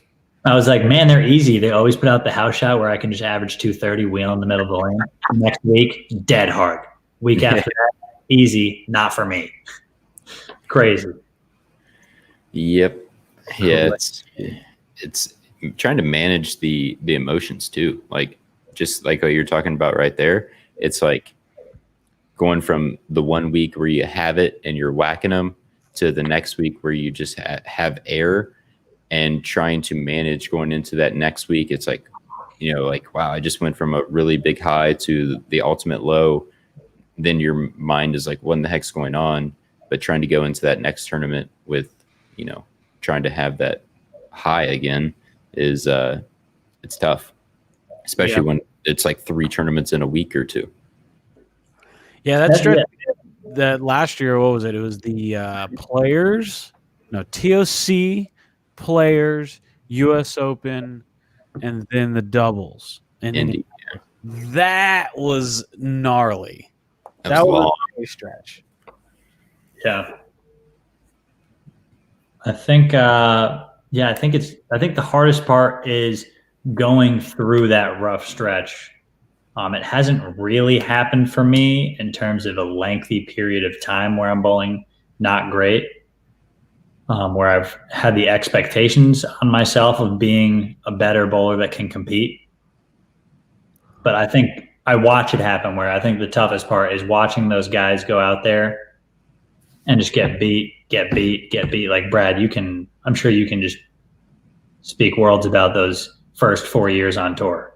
Brad, not trying to bring up bad memories or anything, but wasn't there an entire year where you didn't catch a check? Or at least close to it? I think so. I could be wrong. Well, because it says on the PBA.com that my second year I bowled 10 events. Which I don't know if that's all the events they had. I'd be shocked if that was all of it, because I felt like I bowled everything. I don't know why I would miss anything, but they only had me down for 10. And I don't know, maybe that year I didn't catch a check, but there was definitely probably a span of 12 months where I didn't catch a check. When I first went, let's see, my first tournament was a World Series at South Point, and then the next event was the Winter Swing in Detroit, and I caught a check there. And then I didn't catch a check until the World Series that later on that year. So I don't know. It was very 8-9 months or something like that. Far between. At the very least, it was 8 or 9 months, yeah. But that was also when we had like a winter swing and then a summer swing starting like June. Bowl for a month, don't bowl for 3 months. Bowl for a month. Awful, man. Those are weird times. Like if you were an up and coming player, like if you got to think about it, the people who came up in that time, a lot of them quit. Like Stravinsky quit, Jesse Buss quit, Cunningham quit. Like a lot of people, just simply because it was too hard. It was too hard. Like we were sitting at home most of the time. How are you supposed to get better when you sit at home? Yeah. So that's why it went pretty poorly until I switched to Storm. That was when it kind of changed. Just everything you get with Storm, like just even the ball reps, like the work that the ball reps do is so important in today's game. It's kind of wild how important they are. Like they are a big deal. And when you don't have them and you're trying to beat people who have them, then it gets real. Being a free agent is impossible. It's hard, dude. I see guys go out there that don't. There's almost none right now. I think Zeke Bate is probably the only one who's a free agent. Mm-hmm. And I don't know how he even tries to do that. Like Nathan I would, Ford was a free agent for a while. I would 100% rather have somebody that I can help, that I can go in between blocks, try a ball out. Whereas if he has a bad block, he can't go drill a ball. Sometimes he does. Like a lot of the companies still allow him to if he's bowling well, especially because they want their balls on the show, regardless of if it's one of their staffers or not. But if he's struggling, he ain't getting any help. Yeah. Maybe from his friends, but that's it. All on him. Do you think Belmo's major record will ever be broken? Packy and I had a good conversation this weekend with Sir Belmo. I told Belmo he needs to get 13 more. He might. He said his career is half over, and I said he needs to get at least 20 for him to be considered a good bowler. I think 20 majors is the limit. He said his career was half over in terms of titles. He said his career was half over. He did not say in terms of titles. He didn't use those words, but he said, going into the back half of my career, and I was like, "You're telling me he's only halfway done?" I mean, so he basically explained to us. I won't say the name that he mentioned, but there's what? There's Voss. There's a certain individual that he wants to have more majors than regular titles. He wants to have more majors than that individual has regular titles. That is his goal. He wants to break halfway there. And it is disgusting. I mean, I think it's 25 or 26 or something like that. And he was at the point, he's like, yeah, I think I only need like 6 more. He was like, yeah, only 6 more majors. Like, not that big of a deal. Like, I'll just go grab those in the next couple of years. But then he was like, oh wait, I need 12 more. All right, that's fine. It's like, yeah, he talked about it like it was nothing. Also, real quick, let's just give our man Roger Kramer a shout out. Big salutes, big pop. Appreciate it. Thanks for making all these videos and sharing the knowledge. That's what we're here for. It's fun for us. We get to spread a little bit of what we know, try and help some, we get a lot of high school bowlers asking us questions, and it's nice to kind of hopefully one day pass the torch on in terms of knowledge.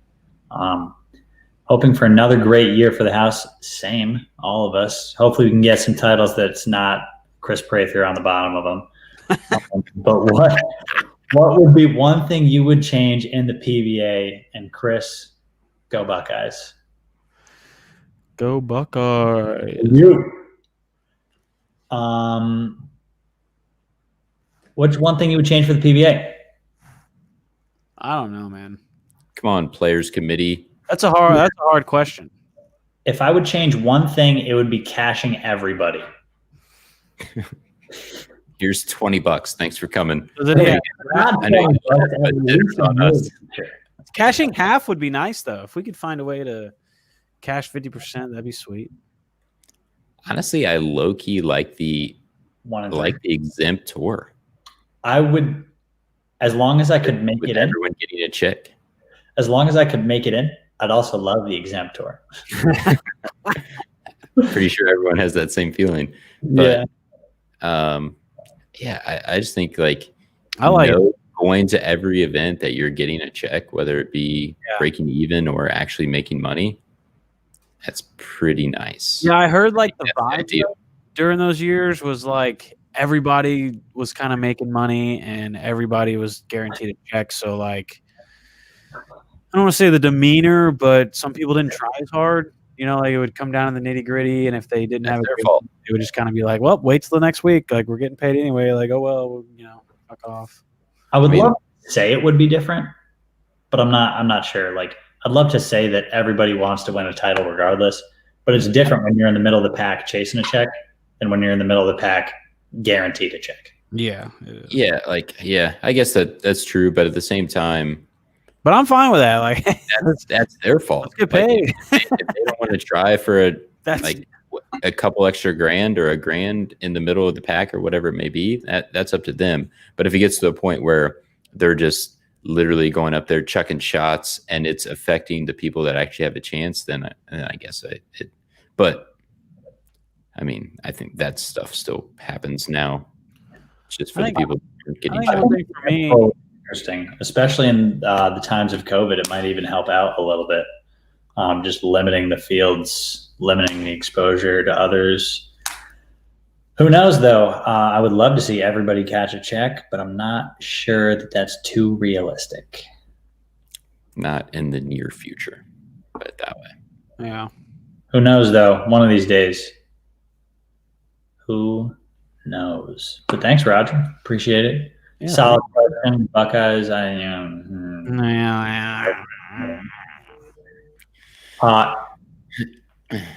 My man had a good question earlier about the Chiefs, Brad. He said he thinks they're going to lose. Yeah, they should lose. Go Bucks. My guy Reynolds. Yeah, I know, dude. Brady's a He just asked which one you think. What's that? He just asked which one you think, but I mean, Which I would love to see Brady. Brad would love to see Patty bring home another championship. Is beating Mahomes. Let's get clear about this. Oh, wait, whoa. I'm trying to give Brad his moment here. There we go. Let's give him the talk. Give him the Mahomes talk. Brady is honestly, you can't ever count Brady out. And the Chiefs can have just as many bad games as anyone. So you don't know. But Mahomes they're going to be tough to beat. But dude, how about Brady? It's like everyone was on the Patriots bandwagon. Okay, Belichick this, and then he goes down to Tampa. He's like, I'll take that guy, I'll take that guy, I'll take that guy, and then all of a sudden he's in the Super Bowl again. That guy's amazing. He's like Belmont. Tom Brady sold his soul to the football gods. You can't beat that. What do you mean he sold his soul? Yeah, let's talk about that. What's up with this soul selling? What is he supposed to do? Like if you were stuck up there in New England where it's freezing cold for 17 years, you've done everything you could. Wasn't it nice to play in, warm weather for 1 year, 2 years? Yeah, it's crazy. I saw this like stat line, and it was on Colin Cowherd, and he split Brady's career in half in 3 years. It was like segments. I saw the one. It was only 2 sections, and he like posted the stats, and he was like, "You can make a case that Brady's first 9 years and his last 9 years, or his first 10 and his last 10, are better than any other super. Like if you take just the first 10 and you compare it across the board to any other quarterback, it's better than any quarterback has ever had. Like 2 MVPs, 3 Super Bowls, passing yards, all that stuff, completion percentage, win percentage, all that stuff. It was like first. And then the back half of the year, the back half of his career was like the exact same statistics. Yes, I saw one where they split it into 3 different segments of his career. And I think they were kind of different lengths. But they said like his first segment, he had like more passing yards than somebody in the Hall of Fame, more passing TDs than somebody in the Hall of Fame, more Super Bowls than somebody in the Hall of Fame. And every segment, he had more of something than another person that's in the Hall of Fame. And they're basically like saying he's basically had 3 different Hall of Fame careers in one career. Yeah. You guys watch that? Unbelievable. Watch that match with him, Manning, Phil, and Tiger, and he played terrible. He was not that good, but I will say he also hit one from like 160 out. He hold it. Yeah. Like who does that? Of course, Brady's playing horrible. Charles Barkley was talking shit, then he just drained it. And he like, how do you actually hole a shot with cameras all around you? Like after shooting probably 55 on the front. There's just something about the guy that he's a showman somehow, some way. My man's clutch. My man is straight up clutch. He is. Something to it. Something about it. Darren's in chat. What's up, Darren? So what happened with his game? He shoots 248. Kessler shoots. What did Darren leave? Yo, D-Tang! D-Tang missed a 10-pin in the second frame. Put the pressure on himself early. And then left another 10-pin, I want to say in the 9th. Yeah, I think it was the 9th. Yeah, so he only missed twice. Until the fill ball. I think. So even if he picks the one in the second, he still loses, but then he forces Chris to double, right? Ball game. Great comment here. Yesterday's tuck rule is today's GameStop. Nothing like a good old Tom Brady tuck rule. It's kind of like cheating, but it's not. It's like buying GameStop. It's kind of unfair, but then again, it's free money. True. All right, boys. It's looking like we're slowly coming to a close. Anybody saw Darren's Instagram story? I think it was his Instagram story. He went like 108 for 109 on 10 pins. Because my man missed a 10 pin on TV, he was going to shoot him until he can't miss him. Yeah. It's the Asian in his blood. Very, very strict punishment. Yeah. He said he was said every time he left the show and he's like, yeah, I got a bunch of squats and push-ups I got to do. And I was like, why? He goes, pulled bad on TV. Lost. I was like, you're going to do those today? I'm like, hey, I'm happy I made it. And if I do well, I do well. If I do bad, I do bad. You know, learn and move on. Darren's average like 240 on TV. Wow. Hold on. He missed the third one, which means he made 105 in a row. 106 in a row. What's the craziest like spare streak you guys have gone on? Because the only reason I remember this, and it wasn't even mine, it was Kyle Troop. It was like a ridiculous amount of games where he didn't miss a makeable spare. Like not necessarily a single pin, but it was like it got into like the 30s. It was like 30 games. Yeah, it was like 30 some games in a row where he didn't miss a makeable spare. I think it was when we were in Sweden. I think it had like led into that point. Like whether it was single pin, multi-pin, if it wasn't a split, washout, whatever it was. If it wasn't a split, he made it for like 30 some games in a row. It's kind of insane. Yeah, I don't know. This one's really good. I never miss my 10 pins. I'm also a Nigerian prince. I mean, that's a win-win. That's impressive. A win-win. Man, you never missed a 10 pins any money? We can't all be that lucky.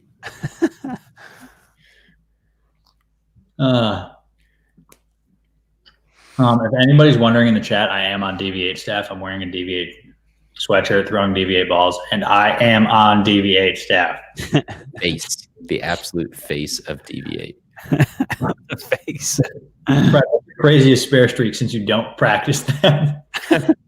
He said my craziest spare streak, and I was like, I don't know. I made back-to-back 3-7s one time.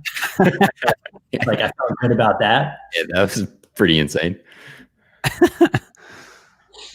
All hail the Prince. Yeah, I can't believe we got a Prince in the chat. It's insane. Unreal. Like, that's unbelievable. Does he need my social security number? I'll give it.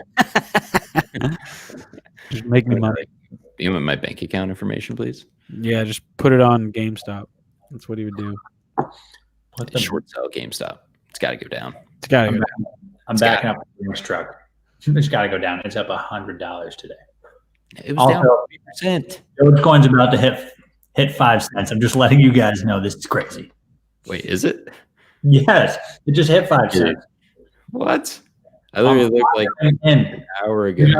0.7 of a cent. Oh my God, I'm rich. Guys, you know what? I think I'm done bowling. He said he put $10 on it like a week ago. Yeah, no, about a month. At least $30 now. I've made $100 in a month. Thank you very much. On $10? Yeah. No, this man, luckiest man alive. I've made $100 in like the last 3 days because Dogecoin went down. Literally in the last week, I've made $96. Retire. I'm retired. I'm shutting her down. It was a good run. Chris Angel wondering if she could get a shout out. What's up? Yo, what's up, Angel? What's up? What's up? It's funny, Chris Angel is also a human being, so I was really confused at that statement at first, and I had to decipher it. But we got it. We got there eventually. If anybody, so wasn't there cameras like watching Belmo or something a couple of years ago, like a year ago, 2 years ago? Yeah, COVID ruined it. Because it was actually supposed to come out in 2021.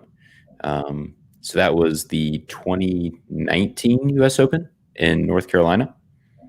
They were doing a bunch of stuff there, and it was supposed to be like 8 months or something like that, where they were going to be following him around. And it ended up having to shut it down. And I don't know if they're going to pick it back up. I was going to say, I hope that starts back up because it'd be cool to see like the true life of a bowler, aka what Brad and Kyle do every single day. And it was insane because I don't know if you guys remember the 2019 U.S. Open, but I'm doing an absolute clinic the last day to make the show, and just for him, like that was the most Belmo thing he could have ever done with the cameras rolling. Like, yeah, there's like a single guy with a serious camera, following every single shot, every pair, just like following him around and like talk about pressure. Like, hey, by the way, you better bowl well. Yeah, like we have this guy fly out. Camera. The documentary would be so insane to watch. So I really do hope it comes back through. But as far as I know, it's not great. But there is a funny bowling one on. Is it on Netflix? The documentary now one, is that on Netflix? Documentary now, I think it. I feel like all bowling things that are online are all comedies. Like there's no like serious bowling one. It's because our life's a joke. The World Bowling just signed a deal with Warner Brothers.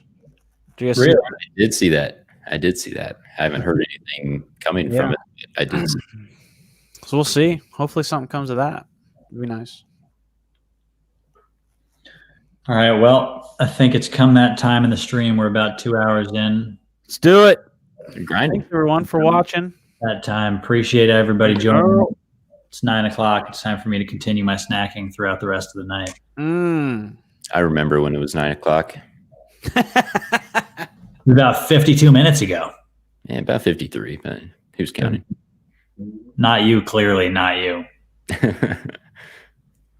If anyone wants to win a ball, link down below. Just kidding. D-Tang. Yeah. In the chat. Darren, link it in the chat. Go to it. Twitch.tv/vitamin D-Tang. We're not signing off until Darren puts it in. And also, while you guys are here, go ahead and hit that subscribe button right below us. If you're not subscribed, I mean, what's the point? Join our membership. Oh, link, do you, bruh? Darren, link yourself. Yeah. Type it in the chat so we can pull it up, and then I will copy and paste because I'm lazy. It's literally twitch.tv/vitamin D-Tang. Or you could have just joined the stream. Duh. Maybe I would have put it up. Yeah. Oh, my God. I don't think links are allowed in the chat. Well, I mean, twitch.tv/vitamin D-Tang. I don't know how many times I need to say it. Twitch.tv/vitamin D-Tang. All right, boys. Well, see you later. When are we gonna see each other? TOC? Not Bradley. I am not bowling the Bradley. That is my 1 weekend off, and I'll be actually watching my TV show. What are you bowling this weekend? I'm bowling a 4-man team tournament in about an hour north of Columbus. Brad's leaving Kansas City, which means I can go up and have it my weekend. I won't take your money. Thank God. I'll give you a chance. What I need. Gotta pay for the tour. All right. Karen, is that enough links for you? All of our names are your link. You're welcome. Yeah, you just missed the underscore, but it's fine.